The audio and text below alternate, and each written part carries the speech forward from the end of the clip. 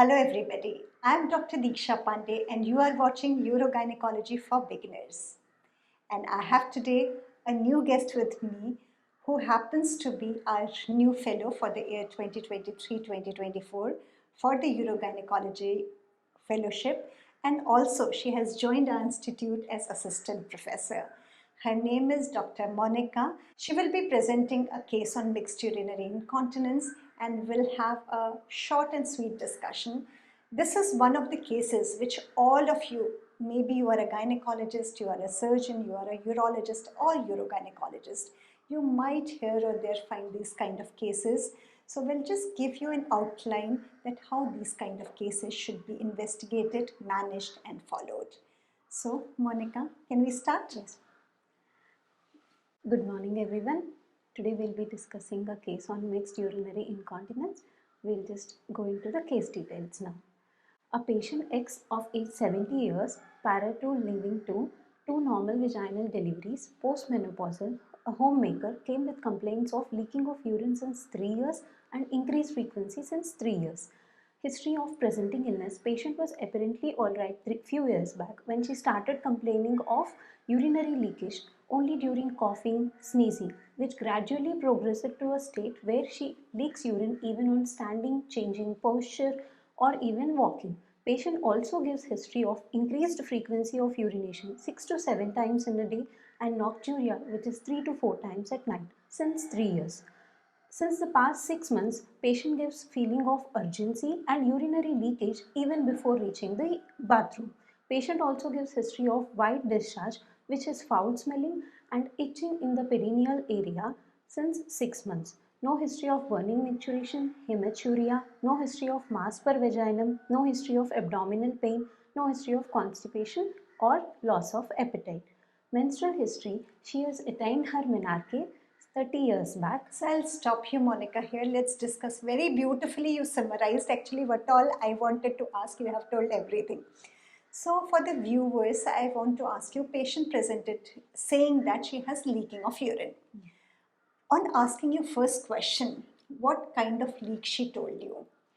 What is the diagnosis of that particular leak? What is her main complaint of chief complaint? Her chief complaint is even though she changes her position, she's having So basically she's having leaking. Specifically she could tell you that with activities which increase the intra-abdominal pressure. That condition is known as stress urinary incontinence. So patient's complaint was only stress urinary incontinence. Now very nicely she has told that any patient who comes with stress, clear-cut case of stress urinary incontinence, we have certain questions which have to be asked. And one of the most important question is about urgency and urge incontinence, because 1/3 of cases who present to us will actually have pure SUI, 1/3 will have pure urge incontinence, and 1/3 will have a mixed kind of. So if you just listen to her complaint and don't ask about her urgency, you might not be able to give her ultimate outcome as the best outcome. Okay. So this particular kind of case is a case of mixed urinary incontinence, and if we are not taking care of her urge component when we are managing the patient, just doing a surgery or just doing the follow-up or treatment of SUI, we might not be able to give her an optimal result and good satisfaction to the patient. What kind of foul smelling discharge from just if you just listen to the history? She has urinary leakage. Over the years, she could have developed secondary infections because of the wet perineal region, which she felt in the recent times as foul smelling discharge. And even urine is not very nice smelling. Even the presence of urine in the undergarments or in the local area might have a sense that it is, patient cannot differentiate. She might think that it is a foul smelling discharge, or it can be bacterial vaginosis. Other kind of vaginitis are more common in reproductive age group. Okay, so we are not thinking of any pure infection, but it might be a consequence of her urinary leakage itself. Okay, so should we move on to the exam history? You wanted to tell menstrual history. I think nothing important. She has attained menopause. Yes. She has attained menopause how many years ago? 30 years. 30 years ago. So that means she's telling 40, so maybe her 70 years age is not very reliable. Maybe this has an implication, I'll tell you later. So what she's telling 70, maybe she's already 75 years old. Any other important history you would like There to is tell? one significant past history with her. She is a known case of bronchial asthma since 30 years. She is on rota inhaler on and off, and her last episode was 1 year back. Okay. So this is again important. It might be a cause of or aggravation of SUI it can cause. And these patients have even decreased quality of life because they will be having episodes of exacerbations off and on. That time they will be more troubled because of their incontinence as compared to other women who are actually not having these kind of episodes. So this is again a very important history. Anything else? I want to know about diabetes also. Is she a diabetic? No, She's no other comorbidities were seen, not a known case of hypertension or diabetes. so hypertension in these kind of cases, I'm not that worried, but diabetes because that changes the management. Okay. Then No other significant history. I thought she has very significant obstetric history also. Ma'am, she has 2 normal vaginal deliveries, all hospital deliveries. Not forceps? No, She's not no, that lady who no. had forceps delivery. Okay. I was confusing it with the other patient who had actually forceps delivery. So this patient had 2 vaginal deliveries in the hospital. Okay. Then any other thing if you don't have, can we proceed to the examination? Yes, ma'am. On examination, her general condition was fair. Spine and gait are normal. Thyroid breast examination is clinically normal. No pallor, icterus, cyanosis or pedal edema was noted. Her height was 160 centimeters and weight was 79 kgs, which brings her BMI to 30.68, which is higher. higher. Okay. Her vitals are normal. Respiratory system shows air entry equal on both sides and no added sounds were seen. And per abdomen examination, her abdomen is soft, non-tender, no palpable masses were felt. Hernial orifices are normal, no suprapubic tenderness was Very felt. good. So you have ruled out hernial orifices. I'm happy. You have ruled out cystitis in a way. That's so good. On local examination, patient was kept in dorsal lithotomy position. Not lithotomy, dorsal position. Lithotomy means where the legs are hanging. And that kind of position we give only in OT. OPD we don't put any bridge because usually this confusion happens because in books it is written dorsal bar lithotomy. But in our scenario we never put, it is a very embarrassing kind of position and we don't need it. Okay. And skin excoriation with scaling and hyperpigmentation was found in the perineal region and medial aspect of both bilateral thighs. And which suggests duration, increased duration of her urine leakage and so much severity that it is affecting all her organs like skin also, local skin. Yes.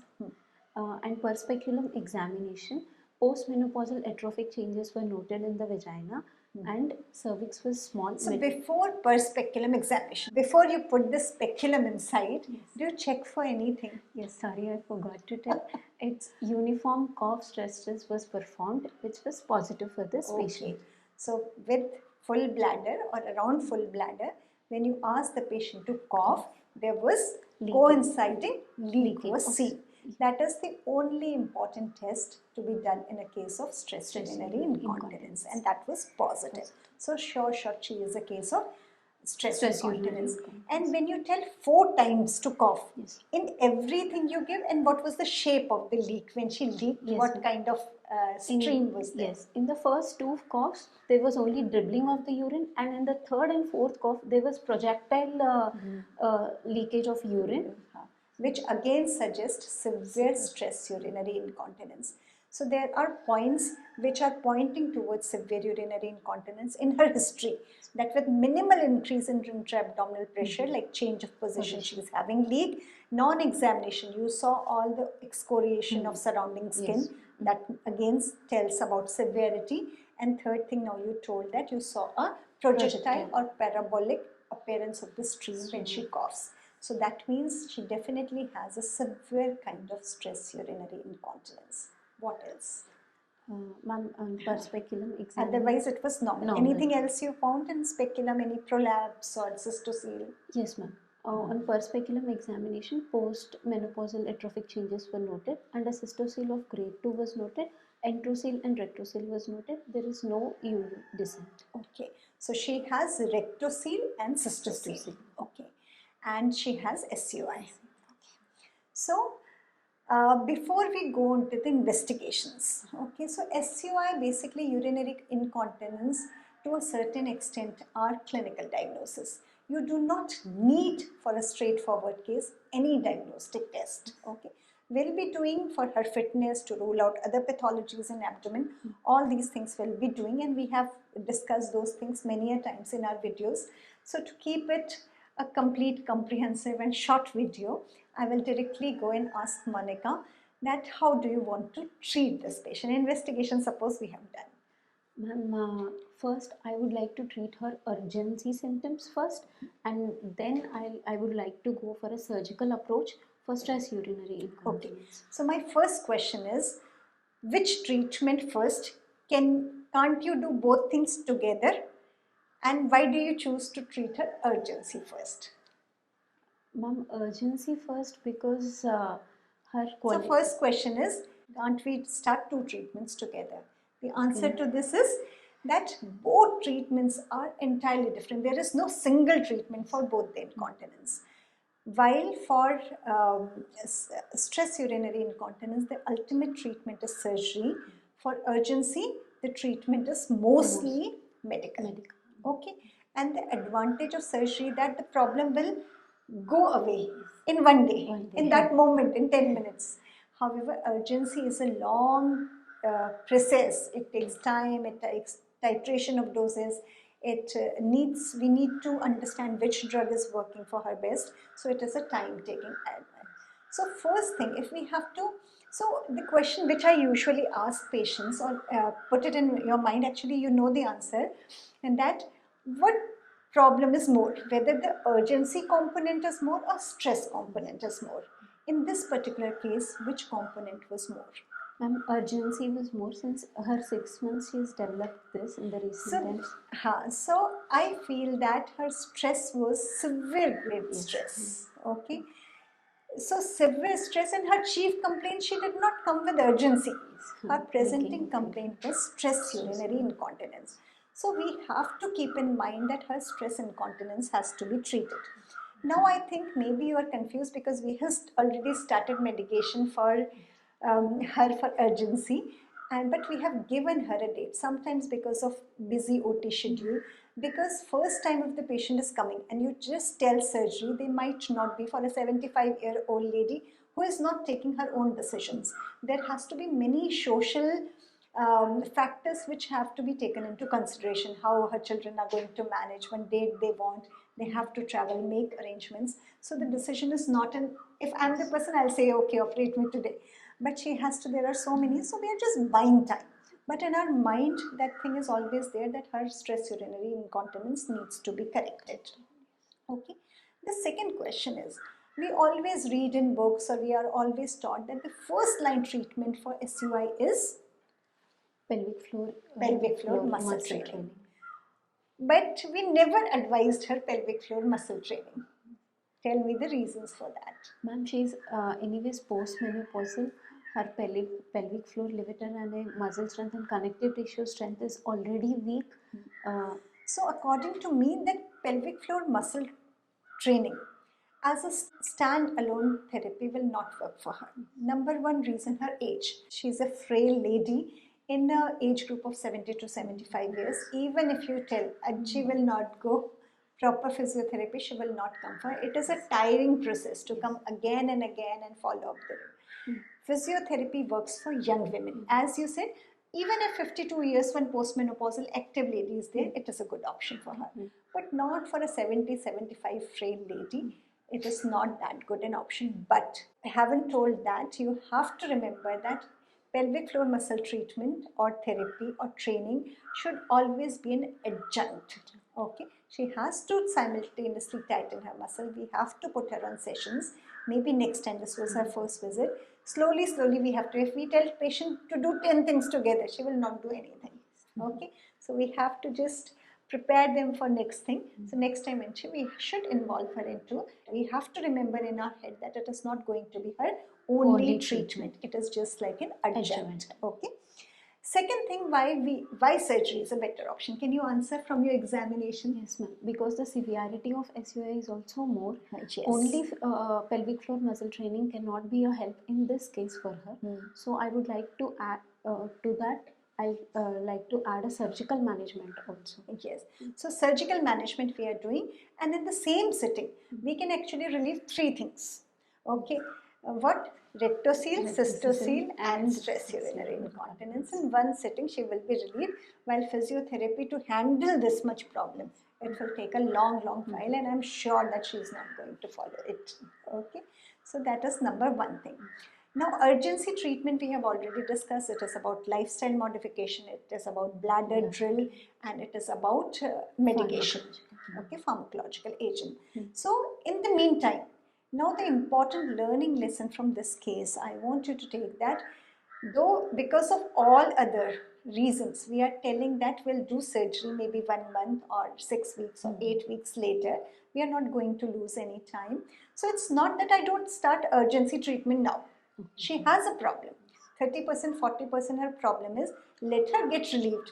It will not be cured in that time. So what we are doing, we are trying to do both the treatments together in a way, but having a very clear-cut idea in our head that what is going to help her max. So in our head, we are going to have an idea that what needs to be tackled fast, but talking to patient, explaining her, especially old women with a problem which is not life-threatening, is not an easy job. So slowly we'll do that. Okay, so if we do surgery, so we have started her on which medication now? Mirabegron. Okay, which is a specific beta-3 adrenoreceptor agonist. So now surgery. What surgery you want to do for her? That is maybe the last question, and then we'll finish this case discussion after giving you just an overall idea. Ma'am, I would like to do a tension-free vaginal tape, which is retropubic. Very good. So in today's world, the first choice always is, if not contraindicated, we have to think about mid-urethral slings or TVT procedures. These are called tension-free vaginal tape. That we are clear in our mind. We are not thinking of Burch-Corpus suspension. We are not thinking of bulking agents. We are not thinking of pubovaginal slings. But our idea is clear. Now these tapes can be of two types. Tension-free vaginal tape can be of two types. What type? Retropubic and obturator. So retropubic and obturator. Now how do you choose? For this particular patient, you said that you want to use retropubic tape.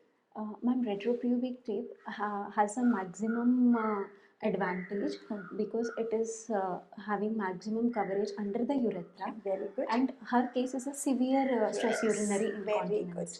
So for mild to moderate cases, obturator tape will work. For severe cases, even if you, because it is covering just 3/8 to 2/8 of surface of the urethra, it will not cause such good effect. We need a good tape which covers around 5/8 of the circle to have a maximum effect. But Monika, I don't know whether you are aware or we have discussed it or not. According to all societies or all experts throughout the world, retropubic tape is the preferred treatment. Even for mild to moderate kind of SUI, if you are planning to give them this option of TVT, the first option should be retropubic tape because of many reasons. We'll discuss some other day. So that is the first treatment of choice surgically. Okay. Now, what are the disadvantages of a retropubic tape? Disadvantages, mainly the incidence of bladder injury is more in retropubic. Okay, so bladder injury is more, but even if you perforate the bladder, after every retropubic tape you have to do a cystoscopy. And if you see their perforation, the treatment is simple. You remove that and put it again little more laterally. So there will be bladder perforation, but when we tell to students that bladder perforation, or when we tell to an audience, they think that, oh my God, bladder has perforated, now you have to open. It is not such a big complication. Identification is important, and then and there you do not need to take even a bite. 3-4 days catheter is enough. It is like a suprapubic cystostomy. Okay, we do for urinary drainage. It heals on itself. There is no big deal even if. So actually what has happened, we have made this such a big, that abdominal perforation will happen. So people are scared. It is not a big problem. Big problem in India for us. What is the problem? Cost of the Cost. taste of the tape. We are still in the process of, we still are importing the tapes from other countries, other European countries. So it becomes very costly. And if some manufacturing company is listening to me, it is like real request which I have been doing for past many years, that Indian firms or Indian companies should come up and start making these tapes as we are doing for obturator approach. Retropubic approach has been recommended by all international societies and experts around the globe that that should be the first, and we have a huge market and need for Indian women to have these kind of tapes available at a lesser cost. So we should try more in. So cost is the most important factor. All other things, sometimes we can discuss what are the advantages and disadvantages. And if for today's discussion, just remember one thing, in all aspects, if we just weigh both the things, so retropubic tape should always be a first choice for any kind of stress urinary incontinence if we are planning to put a tape and do a surgery. Okay. So anything else we are planning to do once we do, when Monika does the surgery, then we'll post the video also. And from today's thing, can you tell me 2-3 new things? Like we keep on discussing every day, but did you learn, this is also an exercise, so if you learn 1 or 2 new things in this case discussion today. The severity of the stress urinary incontinence can be diagnosed just by the history of the patient. Before she was having urine leak with the coughing and sneezing. Now even with a slight change in position and walking only, she is leaking. It has been progressive and now it has become severe, which you can find out just with the help of history. And retropubic approach TVT tapes are first choice for the surgeons, and we really have to work towards. Very good, I like it. So she is also telling the new generation, younger generation is also requesting the companies to start manufacturing retropubic tape. So thank you, Monika, with this. Thanks to all of you for your patient hearing. See you later. Thank you. Okay.